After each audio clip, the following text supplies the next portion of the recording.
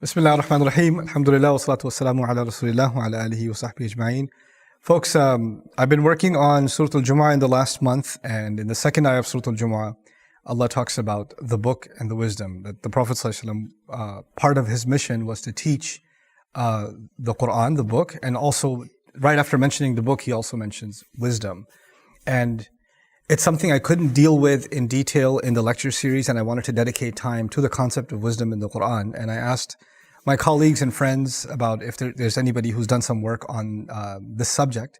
And thankfully, Dr. Saqib Hussain actually mentioned his PhD paper on wisdom in the Quran, which became the inspiration for a video series you're about to watch. Actually, there's going to be a few lectures on how wisdom is dealt with in the Quran. And the lectures I'm going to present are a very small summary and only fragments from the exhaustive research paper that he's done. So in this video, inshallah, I'm just going to be interviewing him a little bit about the inspiration behind that paper that I found so absolutely beneficial. And inshallah, we'll learn something about that from him.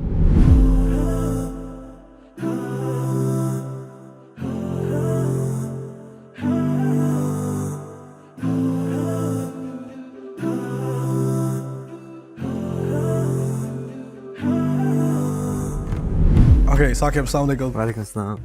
Thanks for doing this interview. Alhamdulillah. My pleasure. So tell me, what made you pick hikmah as a PhD thesis topic? So it began with an essay assignment my supervisor set for me. He said, pick a word in the Quran, do an exhaustive study of it, and write a 2,000-word essay. And I was sort of hunting around for something suitable and struck upon hikmah as something that I thought I could say something interesting about, primarily because I had this intuition that the traditional understanding of kitab, or hikmah in particular, as referring to the book, meaning the Quran, and hikmah being the sunnah of the Prophet ﷺ, that seemed inadequate because it would require, for various reasons, but it seemed inadequate. So I thought a deep dive into what hikmah meant might reveal a few things. So on that, did you think that it's not enough or it's off? I thought it was off, primarily because there are places where the Quran uses the word hikmah where it clearly cannot mean sunnah. It just doesn't fit the context at all. So you would have to say that this word means very different things in different parts of the Quran.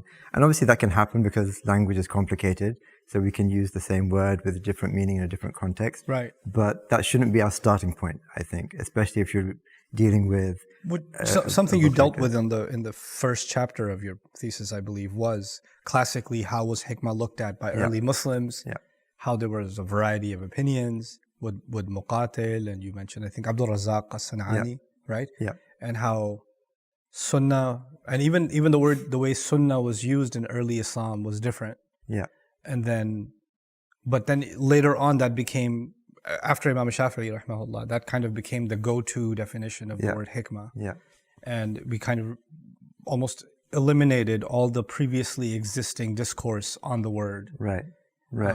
And it sort of expanded. So by the time you get to At-Tabari, even those places where, which I would have used to say, well, here clearly hikmah cannot mean sunnah, it doesn't fit the context. For example, when hikmah is associated with Jesus, because there was such an insistence that hikmah does mean sunnah, it was snuck into the interpretation of hikmah even there. So the idea that Tabari had was, even Jesus was given a revelation and then he was given a sunnah as well, which it seemed quite clear that this argument is being made in order to defend the idea that hikmah means sunnah in reference to the Prophet. No, at some level, like they say, one of the classical definitions of hikmah was al-ilm wal-amal bihi, right? And knowledge and acting upon it. So I can understand where it may actually apply as hikmah. Yeah. Also, you mentioned like in the tafsir of the ayah from Surah Al-Ahzab, where the mothers of the believers are being told to commit to the ayat of Allah and to the hikmah. Yeah. That because they are around the Prophet ﷺ and they see his behaviors like nobody else gets to see, because they're in that intimate setting, that it makes sense that in that context that can refer to hikmah also. Absolutely. So I think that if we understand hikmah, I don't want to give spoilers to your lecture series, but if we understand it to mean a morally praiseworthy understanding of the Quran and a morally praiseworthy application of the rules of the Quran, then who's going to do that better than the Prophet ﷺ? Right. So in that sense, in that sense, everything he does is hikmah.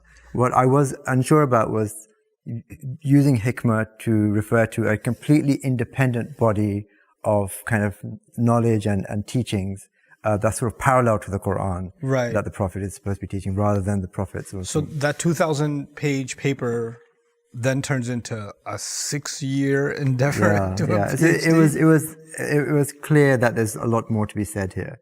So first I turned it into a master's dissertation, which was 25,000 words.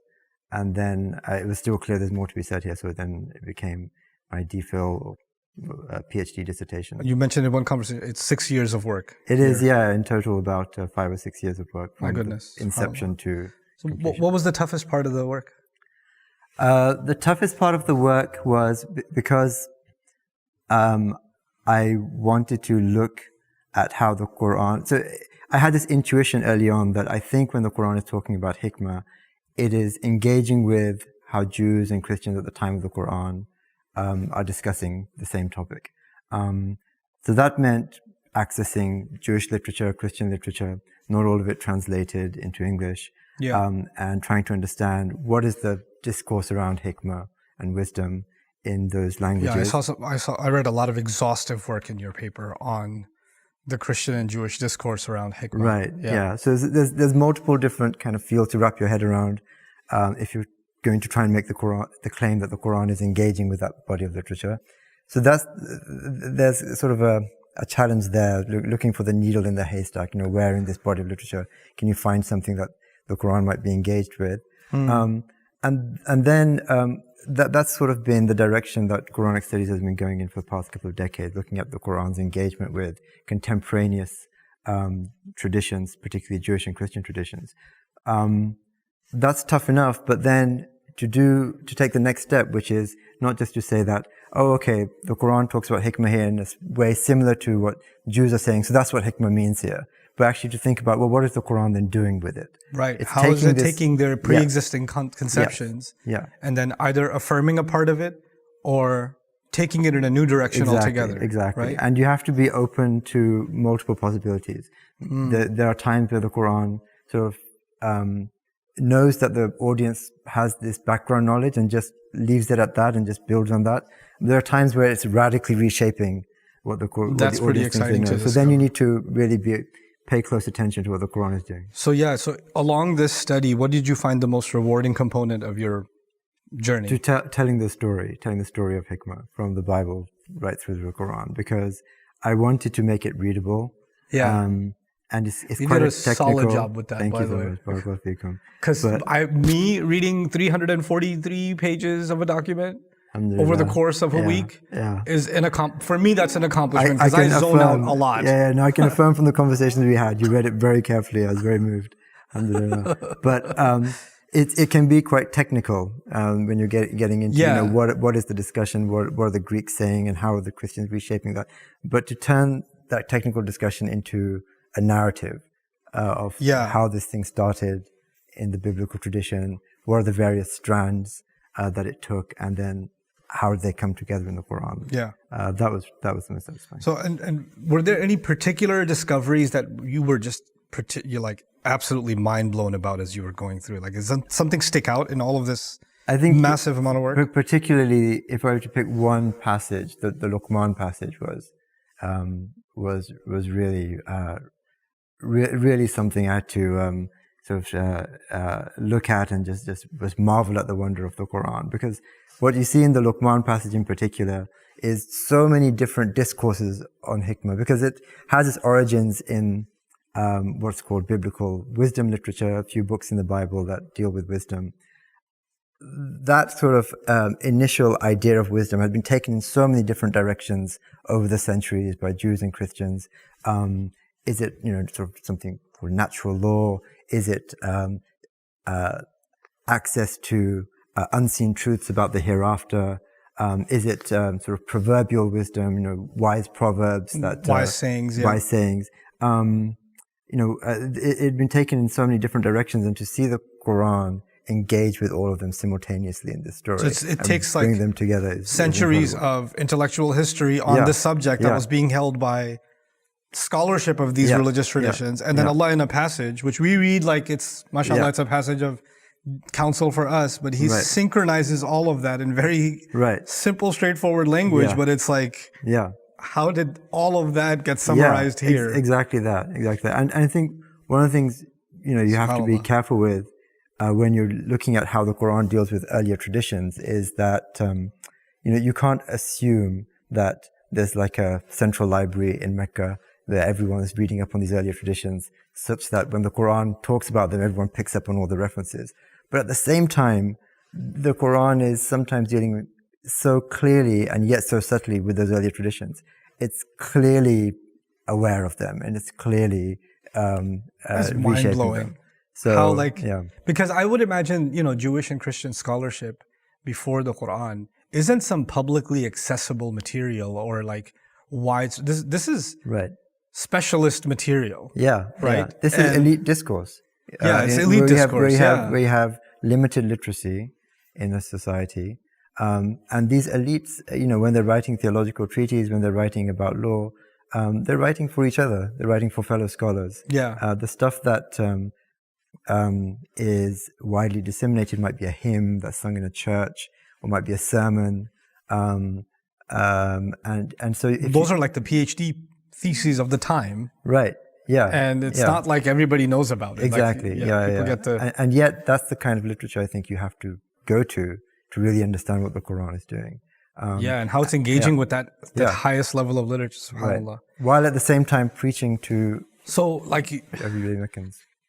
So we've known each other for a while, and I've taken advantage of your papers before and leveraged them in my lectures and stuff. And I think this was the first time you're actually sitting through one of my lectures. Yes. Where I'm taking your work and repurposing, because my sort of service is to take academic work and then try to distill it so that everybody can get something from it, right?